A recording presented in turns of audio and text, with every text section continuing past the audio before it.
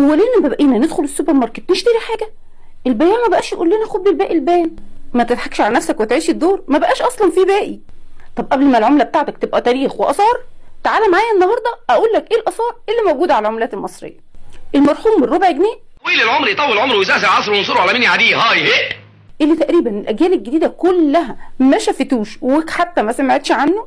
ده كان مرسوم على الوش الاولاني جامع السيده عائشه، تشيلها يا سيده، والجامع ده موجود في حي الخليفه في القاهره. اما الوش التاني فكان مرسوم عليه النسر اللي اتاخد شعار للدوله المصريه بعد ثوره 52. ندخل بقى على 50 قرش، فاكرها؟ دي كانت عظيمه. اهي دي بقى مرسوم عليها الملك رمسيس الثاني، اشهر ملوك الدوله الحديثه.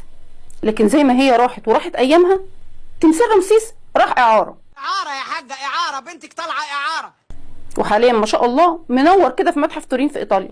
اما بقى الجنيه اللي بيصيف معانا ومقضيها بلبطه وعم، طالع نازل، قصدي نازل بس، ده بقى مرسوم عليه معبد ابو سمبل اللي بناه رمسيس الثاني، اللي كان مرسوم على 50 قرش، فاكرها؟ بس الحمد لله معبد ابو سمبل لسه موجود في مصر وما هاجرش اي حته. اما بقى الناحيه الثانيه من الجنيه فمرسوم عليه جامع قنتباي اللي موجود في مصر القديمه بالظبط جنب تيزو نتانا. ابتدينا نستظرف. ندخل بقى على 5 جنيه. طب ما هي خضرة وجميله اهي، علشان كده رسموا عليها الاله حابي اله النيل ايام ما كانوا بيقدموا له القرابين علشان يرحمهم من الفيضان. دلوقتي برضو عايزين نميل عليه باي حاجه بس علشان ما يحرمناش من طلعته البهيه. جت بقى ال10 جنيه القديمه، راحوا رسموا عليها اشهر تماثيل الملك خفرع ابن الملك خوف. اما بقى ال10 جنيه الجديده اللي ضد الميه ضد النار ضد الحشره ضد الفار، ابتدينا نكذب. دي بقى رسموا عليها الملكه حتشبسوت اللي حكمت مصر حوالي 21 سنه، والناحيه الثانيه رسموا عليها مسجد الفتاح العلي. اما بقى ال20 جنيه الجديده اللي ابني بيرفض ياخدها مصروف مش في الشهر لا في اليوم، دي رسموا عليها بقى مسجد محمد علي اللي موجود داخل قلعه صلاح الدين، والناحيه الثانيه رسموا عليها العجله الحربيه اللي ظهرت وقت هجوم الهكسوس على مصر. ال50 جنيه بقى بارك الله فيها، دي تخيل كنت باكل بيها من ماكدونالدز.